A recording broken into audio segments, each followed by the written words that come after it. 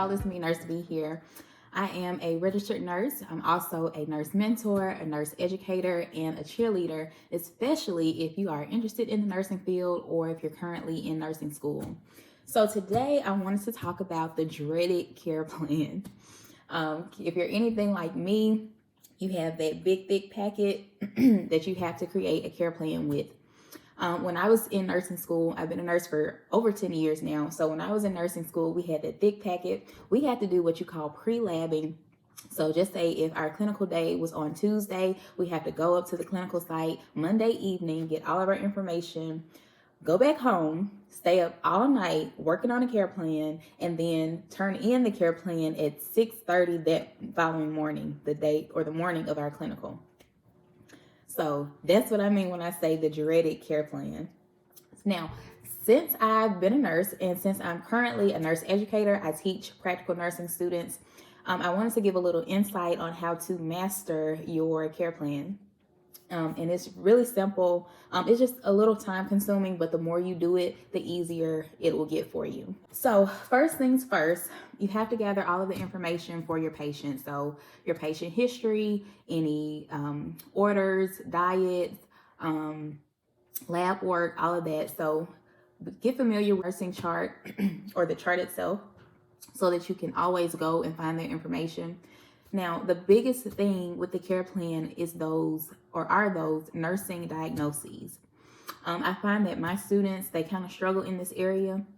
So the main thing that I suggest is to get a nursing care plan book, okay? Nursing care plan book is going to help you tremendously, okay?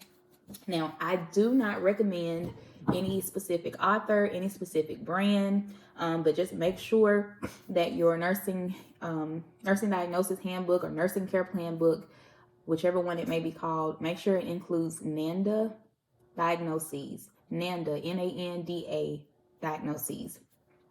So I'm just going to use this book as an example, and I'll kind of go through to show you how to use it and how you can use it to your benefit.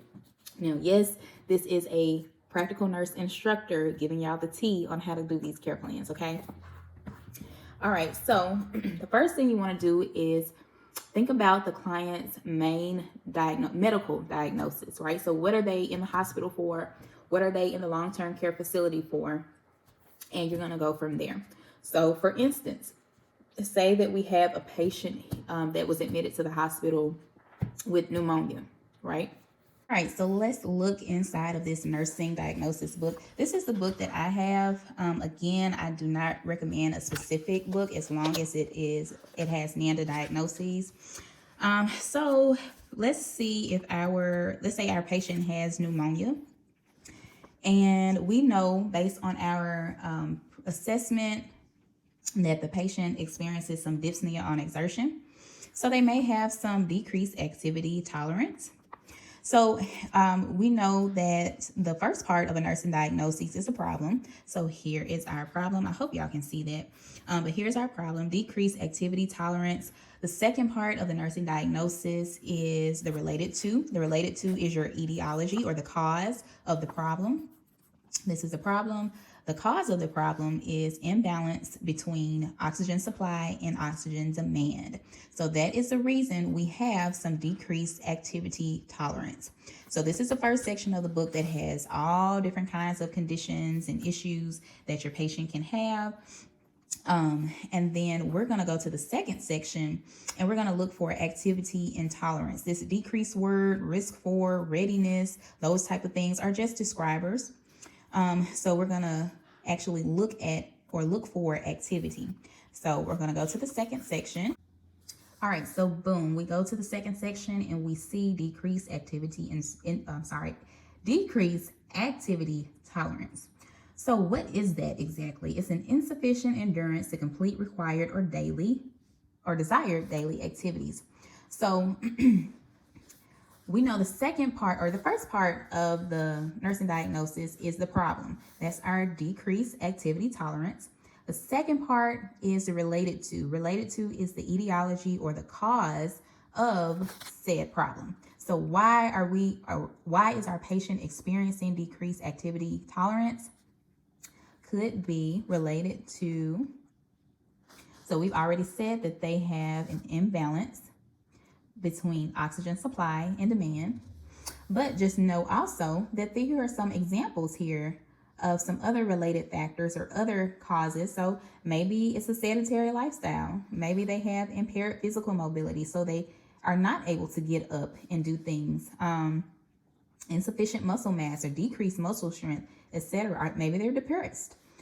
So it just depends on your physical assessment and what you see with your patient. So the last portion of the nursing diagnosis includes the defining characteristics, or the as evidenced by. As evidenced by are your signs and symptoms that your patient exhibits that proves or helps your argument, per se, that this is the patient's problem. So you can look here. Well, first off, you can use your clinical judgment and your physical assessment that you've done and put those signs and symptoms in that support this problem. But just know that the book also includes some defining characteristics, such as abnormal blood pressure or heart rate in response to activity. We've already said that there's some dyspnea on exertion. So here we go, exertional dyspnea or exertional discomfort. So all of those could be included in your as evidenced by. The next portion is our client outcomes. You may hear client outcomes, you may hear goals, patient goals, client goals, whatever. So the book has some examples of some really good patient outcomes or client goals that you could use, and just make sure that it's specific to your patient. So example could be demonstrate increased tolerance to activity, or verbalize an understanding of the need to gradually increase activity based on testing, tolerance, and symptoms. Another one could be participate in prescribed physical activity with appropriate changes in heart rate, blood pressure, breathing rate, etc. So these are some really good examples of some outcomes related to this problem, but we got to make sure that we specify a time frame. So for instance, we want them to demonstrate increased tolerance to activity by discharge or by end of shift, just depending on the level that the client is at right now.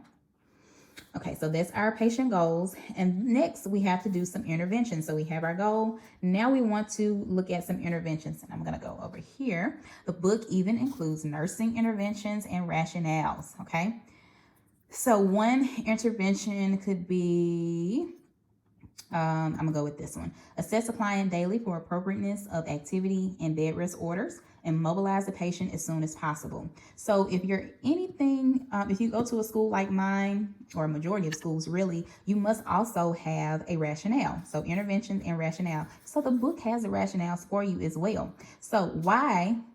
Rationale answers the question of why.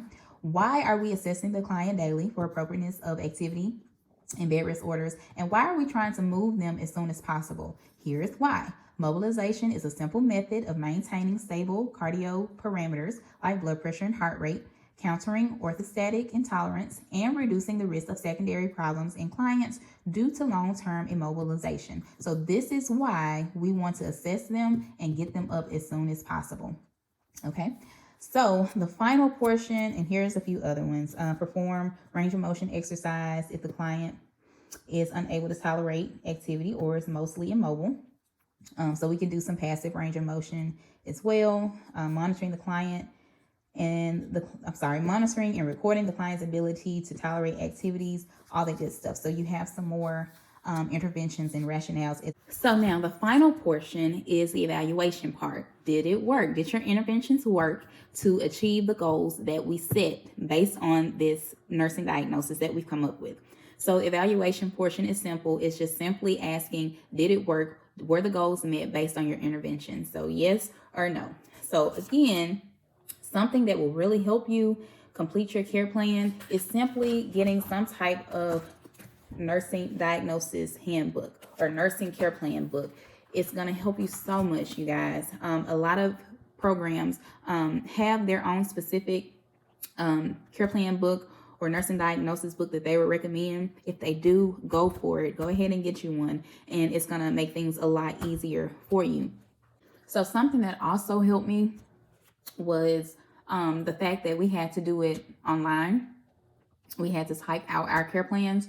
So especially when it comes to medication, I would type out the medications, and I started to have a running kind of index of all the medications that I've looked up. We had to know the method or mechanism of action, the signs and symptoms, nursing considerations, all that good stuff. So I would type it all out, and I would keep a running list of all the medications I would use, because typically, depending on the unit that you're on, a lot of patients get the same medications, especially if you have multiple diabetic patients or patients with high blood pressure. A lot of times they may be on the same medications. So all I had to do was go to my list, copy and paste, and make it specific to that particular patient. So I hope this was helpful with your care plans, especially with your nursing diagnoses. If you have any questions, go ahead and drop them below. Go ahead and subscribe, comment, and like this video, and I will see you in the next one.